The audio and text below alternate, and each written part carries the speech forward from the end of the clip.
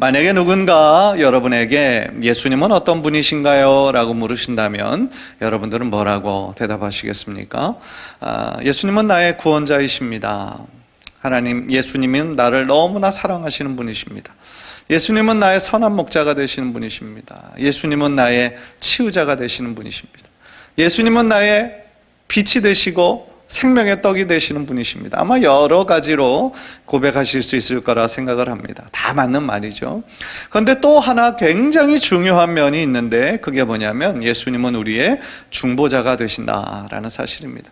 사실은 예수님 지금뿐만 아니라 공생의 사역을 시작하실 때도 제자들을 위하여서 그리고 그를 따르는 많은 무리들을 위하여서 계속하며 중보 기도하는 삶을 사셨죠. 심지어 십자가 위에서 매달려 있는 고통 가운데 있는 그 상태에서도 밑에서는 예수님을 조롱하는 사람들이 있어도 예수님께서는 주님 아버지 저들을 사하여 주옵소서 저들이 하는 것을 알지 못함이니이다 라고 그때도 중보하셨죠. 그리고 부활하시고 승천하신 이후 지금도 하나님의 보좌 우편 위에서 우리를 위하여 중보하고 계신다라고 우리들은 그렇게 믿고 있고 또 그렇게 고백하고 있습니다. 그런데 예수님께서 우리를 위하여 중보하신다라는 것은 너무나 참 감사한 일이잖아요. 가슴 벅찬 일인데 무엇을 위해서 기도하실까요? 우리들 각자의 기도의 모든 그 필요를 물론 다 아시는 분이신데 예수님께서 나를 위해서 뭐라고 기도하실까? 여러분들 혹시 생각해 본 적이 있으십니까? 오늘 본문은 바로 그 질문에 대한 해답을 가르쳐주고 있는 그런 본문이에요. 또한 예수님의 이 기도, 우리를 위한 그 기도 제목을 통하여서 우리들이 어떤 삶을 살기 원하시는지 그 삶의 모습도 우리가 생각해 볼 수 있다라는 것이죠. 안젤이 바라기는 오늘 이 예수님의 그 제자들을 향한 중보 기도의 내용을 바로 우리들 모두를 위한 중보 기도라고 생각하고 오늘 말씀을 들을 때에 우리가 그 말씀을 머리로 아는 데서 그치지 말고 예수님께서 기뻐하시고 바라시는 그러한 존재가 되어가기로 다시 한번 다짐하는 은혜의 시간 되시기를 주님의 이름으로 간절히 축원합니다. 첫 번째로 주님은요 제자들을 위해 기도하실 때 이렇게 기도하셨어요. 하나가 되게 하옵소서. 하나가 되게 하옵소서. 11절 보세요. 나는 세상에 더 있지 아니하오나 그들은 세상에 있사옵고 나는 아버지께로 가옵나니 거룩하신 아버지여 내게 주신 아버지의 이름으로 그들을 보전하사 우리와 같이 그들도 하나가 되게 하옵소서. 그렇게 기도하셨어요. 이 말씀의 전반부를 읽으니까요 예수님께서 이 말씀을 하실 때의 어떤 그 절박한 마음, 긴급한 마음이 좀 느껴지지 않으십니까? 예수님께서 지금 십자가를 감당하기 전이신 거죠. 그래서 자신이 세상에 더 있지 아니하오나 그들은 세상에 있사옵고 나는 아버지께로 가옵나이다. 이렇게 말씀하신 이유가 뭐겠어요? 자신은 하나님께로 올라가지만 이 제자들은 이 여전히 죄 많고 험한 그리고 앞으로 고통과 핍박이 더욱더 심해질 세상 가운데 살아갈 제자들의 모습을 생각하니까 마음이 예수님께서 걱정이 되셨던 것이죠. 물론 예수님께서 그들을 그냥 혼자 내버려 두지 아니하시고 보혜사 성령님을 보내셔서 제자들과 함께 해주실 것을 물론 다 알고 계셨지만 약속하신 성령이 오시기 전까지는 예수님께서는 제자들을 오직 하나님께만 맡겨드릴 수밖에 없었다라는 것이죠. 따라서요 주님께서는 아버지 하나님께서 이 제자들을 지금 뭐라고 그러시냐면 그들을 보전하사라고 말씀해 주세요. 보전하다라는 거, 그러니까 보호해달라는 뜻인데요. 보전하다라는 단어, 이 헬라 단어를 보니까 굳게 붙들다라는 그런 의미가 있더라고요. 즉 예수님께서 기도하실 때 하나님께서 이 제자들을 돌보아 주시고 그들이 이제 핍박과 고난에 닥치면 흔들릴지도 모르는데 저들의 마음을 굳게 붙들어 주십시오. 그렇게 지금 예수님께서는 중보하셨다라는 거죠. 우리는 여기서 하나님께서 우리의 보호자가 되시는구나 라는 것을 다시 한번 깨달을 수가 있는 거죠. 이 험한 세상에서 하나님은 하나님의 자녀들을 그분의 눈동자같이 지키시는구나 라는 것을 우리가 알 수 있다는 겁니다. 신명기 32장 10절을 보니까 여호와께서 그를 황무지에서 짐승이 부르짖는 광야에서 만나시고 호위하시며 보호하시며 자기의 눈동자같이 지키셨도다. 자신의 눈동자같이 지키셨다는 거예요. 시편 17편 8절을 보니까 나를 눈동자같이 지키시고 주의 날개 그늘 아래 감추사 그러셨어요. 우리의 신체 중에서 사실은 가장 민감하게 반응하는 것이 눈이죠. 작은 먼지 하나, 작은 날파리 하나 우리들의 눈 주변에 올 때 바로 이렇게 눈동자를 깜빡해서 그 위험으로부터 막는 아주 하나님 창조하신 모든 기관들이 다 신비롭지만 이 눈도 참 신비한 부분이죠. 그런데 하나님께서 우리 성도들을 마치 자신의 눈동자처럼 가장 정확하고 가장 섬세하게 우리들을 지키신다라는 거예요. 얼마나 감사한 일입니까? 그런데 예수님의 이 중보는요, 제자들을 보전해달라고, 제자들을 보호해주시고 굳게 붙들어주시고 그 부분에서 끝나지 않아요. 더 연결되는데 그게 뭐냐면 우리와 같이 저희도 하나 되게 하옵소서. 그렇게 기도하셨어요.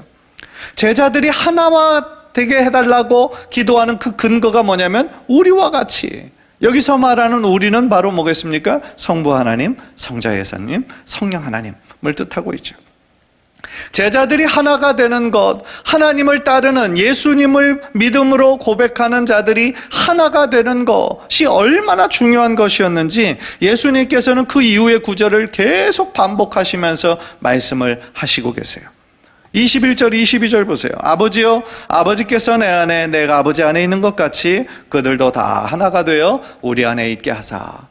세상으로 아버지께서 나를 보내신 것을 믿게 하옵소서. 내게 주신 영광을 내가 그들에게 주었사오니 이는 우리가 하나가 된 것 같이 그들도 하나가 되게 하려 함이니이다. 그러셨어요. 주님 안에서 주님을 믿는 믿음으로 우리들의 마음을 하나로 한 방향으로 하나님의 영광을 위하여서 하나님께서 남기신 그 복음의 사명을 감당하라는 예수님의 귀한 마음인 거죠. 그런데 여러분들 생각해 보세요. 이 주님의 바램대로 우리가 하나가 된다라는 것이 쉬운 일인가요? 쉽지 않죠. 실제적으로 예수님의 제자들의 모습만 봐도 3년 동안이나 예수님과 동고동락을 했잖아요. 함께 살고 먹고 자고 예수님이 하시는 수많은 기적의 현장에서 함께 동참하고 그랬음에도 불구하고 제자들이 하나가 되었나요? 그러지 못했죠. 각자 출신 배경도 다르고 생각하는 것도 다르고 기질도 다르고 그들이 딱 하나가 되었던 것은 예수님이 나중에 이제 왕이 되셨을 때 자기들이 좀 높은 자리에 있어야 되겠다. 그거 하나는 일치했으나 다른 부분에 있어서는 예수님이 참된 하나님의 아들이심을 깨닫지도 못하고 하나가 되지도 못했던 것이죠. 사실은 멀리 예수님의 제자들을 볼 필요도 없습니다. 우리들 각 가정만 생각해 봐도 가정이 하나가 되는 것이 쉬운가요? 부부가 하나가 되는 것이 쉬운가요? 사소한 일로 싸우고 그것으로 인해 마음 상하고 감정 상하고 그것으로 인해 가정이 힘들어지고 깨지고 그런 경우가 얼마나 많이 있습니까? 자녀들이 이제 성장하면서 그러면 이 가족 전체가 하나가 되는 거 얼마나 힘든지 몰라요. 가정이 하나 되기가 어려운데 또 교회가 하나 되기는 또 얼마나 힘들겠어요. 전혀 다른 신앙적 배경을 가지고 살아온 사람들이 모입니다. 교회에서 함께 만나서 이야기를 나누다 보면 의도하지 않게 서로에게 상처를 주기도 하고 받기도 하는 것이죠. 오해가 생기기도 하고 서운한 마음, 섭섭한 마음이 생기고 그러다가 서로 싸우고 또 나가고 이런 가슴 아픈 일들이 얼마나 많이 있습니까? 우리 교회 하나도 하나 되기 어려운데 다른 교회랑 연합하는 것은 또 얼마나 힘들겠으며 서로 다른 지역이 연합하는 건 얼마나 힘들겠으며 보수정당과 진보정당이 하나 되는 것은 또 얼마나 힘들겠으며 서로 다른 나라와 연합하는 것은 또 얼마나 힘이 드는 일이겠습니까? 그러나 하나가 되는 것은 참 쉽지 않은 일이지만 그렇다고 해서 불가능한 일도 아니다라는 거죠. 인간적으로 볼 때는 너무나 힘들고 멀게만 느껴진다 할지라도 그럼에도 불구하고 우리는 주님 안에서 계속 하나를 이루도록 노력해야 된다라는 거죠. 사실은 이미 예수님의 보혈의 피로 우리를 하나 되게 하셨죠. 우리를 하나 되게 하셨죠. 하나님을 한 아버지로, 예수님을 우리의 한 구원자로, 성령님을 우리들의 마음에 다 내조하고 계시고 한 세례를 받고 한 믿음을 가지고 있으니 사실은 이미 우리를 하나 되게 하셨고 이미 성령이 하나 되게 하신 것을 우리는 힘써 지키는 것이 필요한 것이죠. 따라서 우리는요, 예수님을 믿음으로 말미암아 이제 어떻게 됐냐면 나와 하나님과의 관계만 형성이 된 것이 아니라 하나님을 한 아버지로 섬기는 모든 사람들과 어떻게 된 거예요? 지체가 된 거예요. 형제 자매가 된 거예요. 하나님 안에서 한 가족이 된 거예요. 우리들 모두가 서로 연결되게 된 거예요. 따라서요, 우리가 주님 안에서 하나됨을 지키기 위해서 꼭 기억해야 되는 것이 있어요. 그게 뭐냐면 상대방을 존귀하게 생각한다는 거예요. 상대방을 귀하게 생각해야 돼요. 그리고 그분 덕분에 내가 있다라는 생각을 꼭 해야 되는 거예요. 우리는 서로 다 연결되어 있어요. 사실은 이번 코로나19를 겪으면서도 우리가 사실은 자연을 하나님의 뜻 가운데 잘 다스리고 보존해야 되는데 그러지 못했다는 것이 드러났잖아요. 요즘 들어 미국도 그렇고요. 한쪽에서는 폭염으로 고생하고 한쪽에서는 폭우로 고생하고요. 이상 기온이 지금 전 세계 곳곳에서 일어나고 있죠. 그죠? 생태계, 이 자연, 이 동물과 자연과 지금 우리들 이 모든 인간이 함께 지금 고통받고 있어요. 누구의 탓이 아니라 다 우리들의 잘못 때문에 서로 지금 이게 영향을 주고받고 하는 것이죠. 다 연결되어 있어요. 나 혼자 독립된 개체로 살아가는 것이 아니에요. 더불어 살아가는 것이죠. 그런데 우리가 그리스도의 몸을 이룬다라고 하는 것을 머리로는 알고 있는데 서로 자기만 중요하다고 생각하고 다른 지체들을 무시하고 서로 협력하지 않는다면 어떻게 하나가 될 수가 있겠어요? 어떻게 주님의 몸이 온전히 세워질 수가 있겠습니까? 주님의 눈으로 우리 다른 지체들을 바라보는 그 주님의 눈을 우리가 바라보고 회복하는 것, 그것이 너무나 중요한 것이라고 생각해요. 에베소서 4장 16절 보세요. 에베소서 4장 16절 한번 다 함께 화면을 보면서 읽을까요? 우리 성도님들도 시작. 그에게서 온몸이 각 마디를 통하여 도움을 받음으로 연결되고 결합되어 각 지체의 분량대로 역사하여 그 몸을 자라게 하며 사랑 안에서 스스로 세우느니라. 아멘. 예. 각 마디를 통하여 도움을 받음으로 서로 연결되고 결합된다 그랬어요. 각 지체의 분량대로 역사한다라고 그랬어요. 그래서 사랑 안에서 세워진다 라고 말씀하고 있죠. 간절히 바라기는 이 예수님께서 제자들을 생각하시면서 하나가 되게 하소서, 우리가 하나 된 것 같이 저들도 하나 되게 하소서라고 기도하셨던 그 기도가 바로 우리들 모두 지금 이 땅 가운데 살아가면서 그리스도 안에서 하나가 되는 것이라는 것을 꼭 기억하여 주님의 사랑으로 돕고 협력하는 가운데 아름다운 주님의 몸을 계속하며 이루어 나가는 주의 귀한 백성 되시기를 주님의 이름으로 간절히 축원합니다. 두 번째로 주님은요, 제자들로 하여금 무엇을 위해 중보하셨느냐? 악에 빠지지 않게 해달라고 기도하셨어요. 악에 빠지지 않게 하옵소서. 15절을 보세요.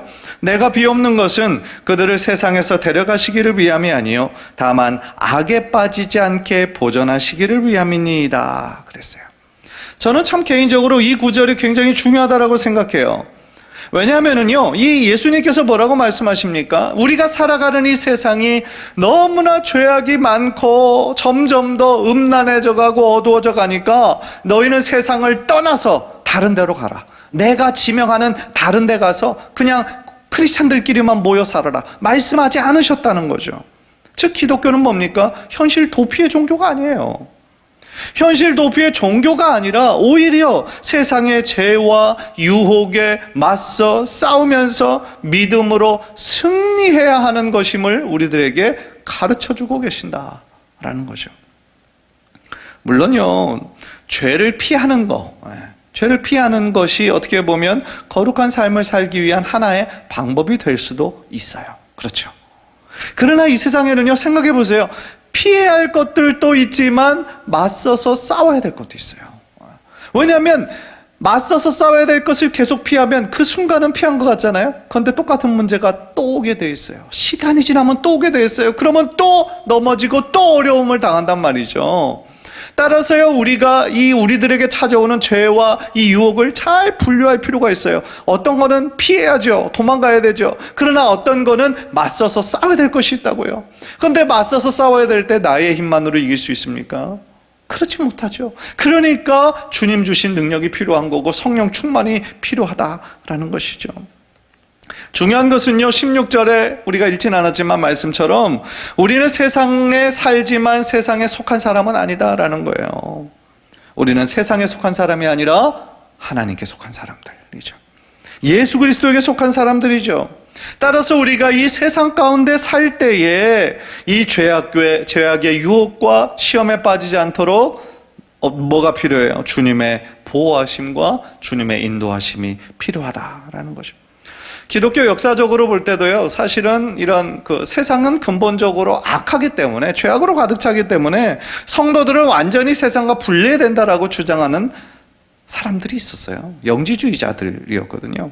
그래서 어떤 신학자는 요한이 이렇게 표현하는 것이 당시에 한참 유행하던 영지주의자들의 그 주장을 반박하기 위함이다라고 얘기하는 사람이 있는데요. 맞는 얘기 같아요.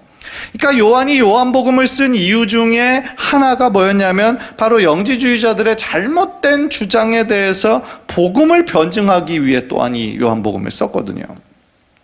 따라서요, 우리가 이 땅 가운데 살아갈 때 우리를 향한 하나님의 뜻은요, 이 세상이 악하기 때문에 이 세상에 속한 사람들과 만나지도 말고 사귀지도 말고 되도록이면 피해라, 그런 것이 아니에요. 성경을 보면은요, 성경에서 이 세상은 부패하고 죄악으로 가득하고 사단에게 지배를 당하고 있는 그런 곳으로 물론 말씀하고 계시죠. 그러나 생각해 보세요. 주님께서 오신 이유가 왜 오셨어요? 예수님께서 왜 오셨어요? 바로 이 타락한 세상을 구원하시기 위해 오셨다라는 것이죠. 그래서 요한복음 3장 16절 복음의 아주 핵심이라고 할 수 있는 그 구절을 보면 하나님이 세상을 이처럼 사랑하사 독생자를 주셨으니 이는 저를 믿는 자마다 멸망치 않고 영생을 얻게 하려 하심이니라 말씀하시잖아요. 즉 이 세상은 어떤 세상입니까? 물론 죄악으로 가득 찬 세상이에요. 그러기에 하나님께로 돌아와야 할 세상인 거죠. 그렇지 않습니까? 하나님께서 자신의 독생자 예수 그리스도를 주실 만큼 사랑한 세상이죠. 따라서요, 예수님의 제자된 우리도 주님의 뜻을 따라 이 세상을 구원하시기를 원하시는, 거룩한 곳으로, 하나님이 다스리시는 곳으로 변화시키기를 원하시는 그 하나님의 뜻에 적극적으로 동참해서 주님의 복음 사역을 우리가 있는 곳에서 감당하는 것, 그것이 바로 우리들에게 주신 사명이라는 것이죠.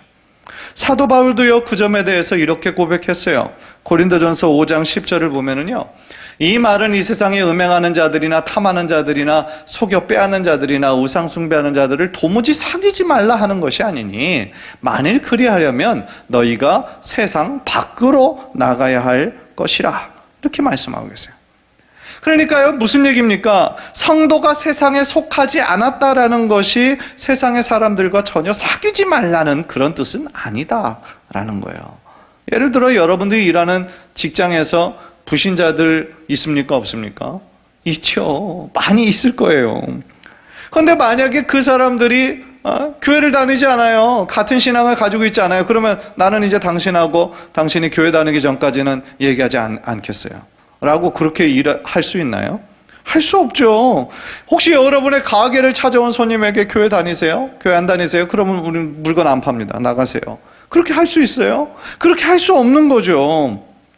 그것은 주님께서 원하시는 거룩한 모습이 아니에요. 그거는 오히려 그거는 종교적인 편견에 그냥 똘똘 뭉쳐있는 사람이죠. 그래서 다른 사람들과 자기를 분리시켜서 스스로 고립되기를 원하는 사람의 모습인 거죠.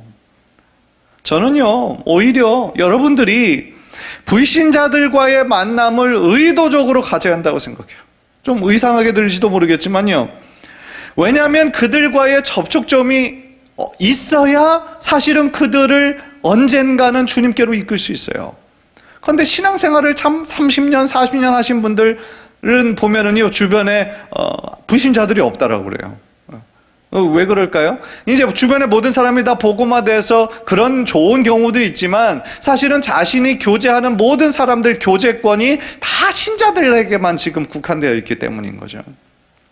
그래서 한 불신자 그 새 가족이 오게 되면 그 주변에는 불신자들이 얼마나 많이 있는지 몰라요. 그래서 새 가족이 하나님을 만나고 헌신하면 주변의 불신자들 하나님께로 데리고 오는 경우가 얼마나 많이 있습니까? 너무나 귀한 일이죠. 따라서요, 저는 여러분들이 정말 신앙이 없다 할지라도 그들과 계속해서 좋은 인간관계를 맺으셨으면 좋겠어요. 그 이유는 딱 한 가지예요. 그들과 세상의 쾌락을 같이 쫓으라는 얘기가 아니라 그들에게 선한 영향력을 미치라는 거죠. 예수 그리스도를 믿는 사람, 그 사람 참 믿을 만한 사람이야. 좋은 사람이야. 신실한 사람이야.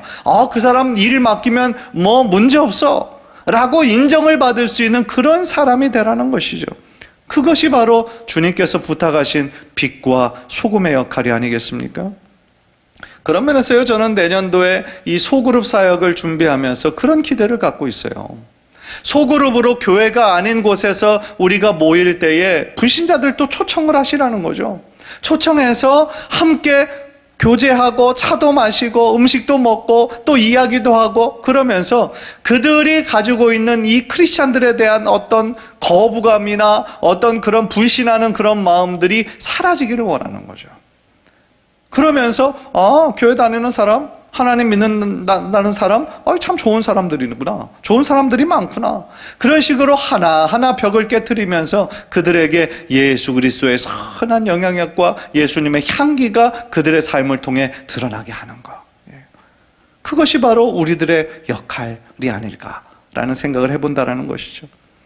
간절히 바라기는 우리가 이 세상에서 살아갈 수밖에 없지만 세상의 가치관을 따라서 우리가 함몰되거나 죄악에 빠지지 말고 여러분들 한 사람 한 사람이 예수의 사람답게 작은 예수의 삶을 살아서 여러분이 속한 그 회사와 그 직장이, 학교와 사회가 예수의 향기 나는 곳으로 변화하는 데 큰 힘이 되시기를, 일조하시기를 주님의 이름으로 간절히 축원합니다. 마지막으로요, 주님께서는 제자들을 위해 뭐라고 기도하셨냐? 진리로 거룩하게 하옵소서, 이렇게 기도하셨어요. 저들을 진리로 거룩하게 하옵소서. 17절 보세요. 그들을 진리로 거룩하게 하옵소서. 아버지의 말씀은 진리니이다.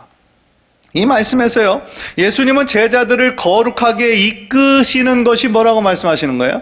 말씀이라는 거예요. 그것이 바로 진리라는 거예요. 그리고 그 진리가 뭐냐? 바로 변하지 않는 아버지의 말씀이다 라는 거죠. 시편 119편 142절을 보니까 주의 의는 영원한 의여 주의 율법은 진리로소이다. 주의 율법도 말씀이죠, 그죠? 시편 119편 151절 보니까 여호와여 주께서 가까이 계시오니 주의 모든 계명들은 진리니이다 라고 말씀하셨죠. 그러니까 이처럼 주님의 율법과 계명과 하나님의 말씀은 다 진리라고 말씀해 주시고 확인해 주고 계십니다. 따라서요, 우리 예수님께서 우리들을 위해 중보하시는 그 내용은 뭐예요? 우리가 하나님의 말씀을 늘 가까이 하면서 그 말씀으로 인해 어떤 삶을 살기를 원하시는 거예요?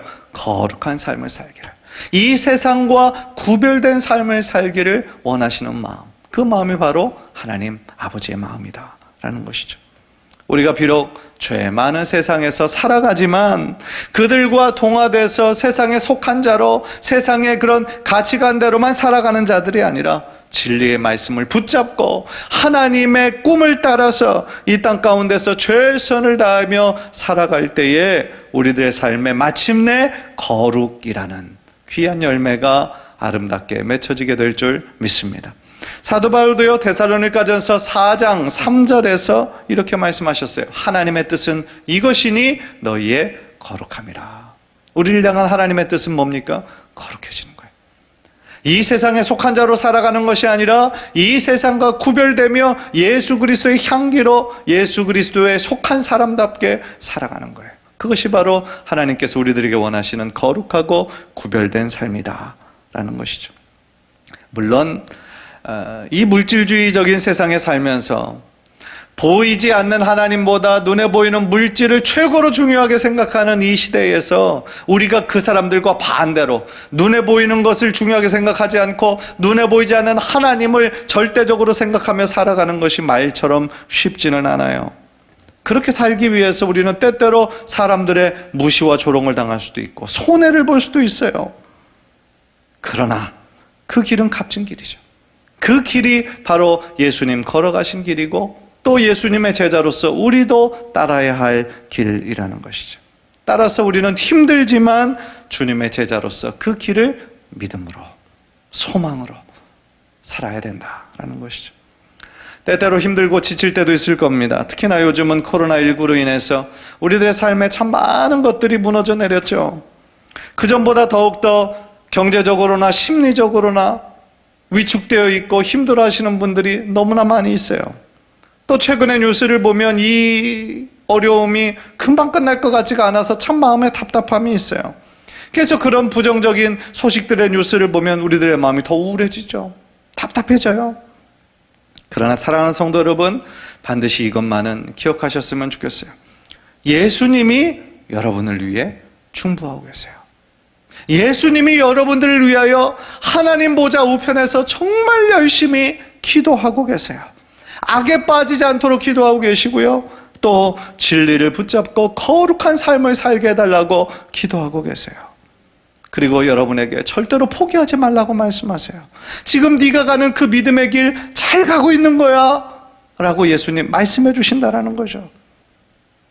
간절히 바라기는 힘든 생활 속에서 때때로 지치고 힘들고 소망이 없는 것처럼 보인다 할지라도요, 여러분을 그 누구보다도 사랑하시고 자신의 눈동자처럼 지키시고 아끼시는 하나님을 생각하면서 또한 예수님을 생각하면서 더욱더 힘을 내고 용기를 내고 다시 오늘 하루를 힘차게 살아나가는 귀한 성도님들 모두 되시기를 주님의 이름으로 간절히 축원합니다. 기도하겠습니다.